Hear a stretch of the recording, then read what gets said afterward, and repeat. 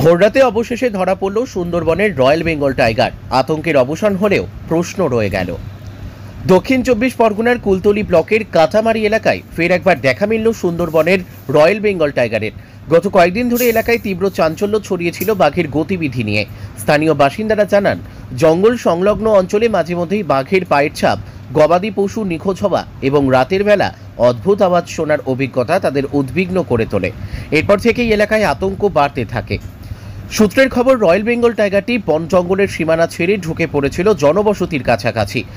প্রায় কয়েক কিলোমিটার ঘোরাফেরার পর অবশেষে সে আশ্রয় নেয় কাঁথামারির সঞ্জয়বালার একটি গেস্ট হাউস সংলগ্ন ঘন ঝোপঝাড়ে। খবর পেয়ে ঘটনাস্থলে ছুটে আসেন বন দপ্তরের আধিকারিকরা। তারা প্রায় ১ কিলোমিটার এলাকা ঘিরে ফেলেন শক্ত জালের মাধ্যমে। গভীর রাত পর্যন্ত চলে তৎপরতা।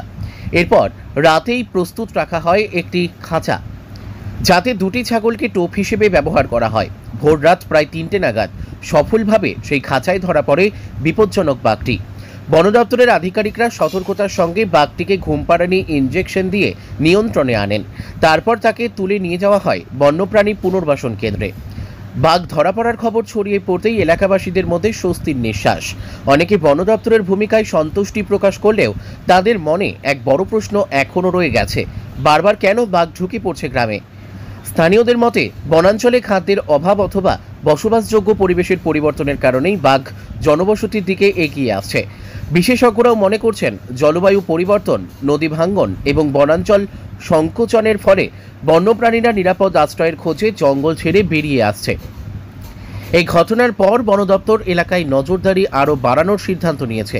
পাশাপাশি গ্রামবাসীদের সতর্ক থাকতে বলা হয়েছে এবং প্রয়োজনে একটি সতর্কীকরণ ক্যাম্প চালু করার কথাও ভাবা হচ্ছে। ব্যুরো রিপোর্ট, আমাদের টিভি। চলে গেছে আবার একটা বাঘ গতকাল ঢুকেছে। সেই বাঘটা মোটামুটি এখন 2:45 আবার খাঁচার মধ্যে বন্দি করা হয়েছে। আমাদের সমস্ত ছেলেরা ছিল দেউলবাড়ি থেকে, সেইভাবে সহায়তা করে বুলের বাঘটা ধরে এখন কানামাটিতে নিয়ে আসা হয়।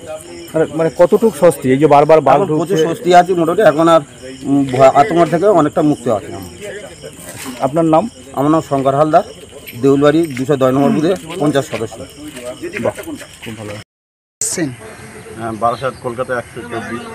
কেন এখানে? এখানে বাঘ দেখার জন্য এসেছি। কেবলমাত্র বাঘ দেখার জন্য এখানে? বাঘ দেখার জন্য। আমি দীর্ঘদিন 25 বছর ধরে সুন্দরবন আছি, কোনোদিন আমি লাইভ দেখতে পাইনি। রাত্রি শুয়ে পড়েছিল আমাদের এই রূপসাগরে, আমরা রাত্রিবেলা তুলেছে, চলে বাঘ ধরবে, দেখে আছি। কিভাবে বাঘটা দেখলেন?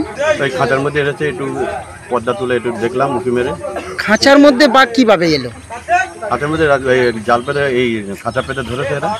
কারা ধরলো? গ্রামবাসীরা ধরেছে। ও, তারপর ধরে এবারে নৌকা করে নিয়ে চলে গেল এরা। ও, আপনারা প্রত্যক্ষ বা সরাসরি দেখেছেন? হ্যাঁ, সরাসরি দেখেছি। কেমন অনুভূতি? এক জীবন সার্থক হয়ে যায়। লাইভ তো দেখিনি কোনোদিন। কি নাম আপনার? আমার নাম হচ্ছে এমডি আব্দুর রশিদ হোসেন।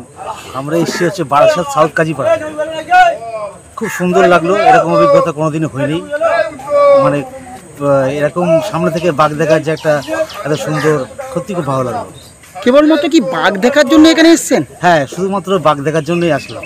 আচ্ছা, কতদিন ধরে সুন্দরবন বিচরণ করছেন আপনারা? প্রায় আমরা 12 বছর ধরে এমনি ঘুরতে আসি প্রত্যেক বছর, কিন্তু কোনোদিন বাঘ দেখা হয়নি। কি নাম শুনলাম? আমার নাম হচ্ছে মেহবুব হোসেন।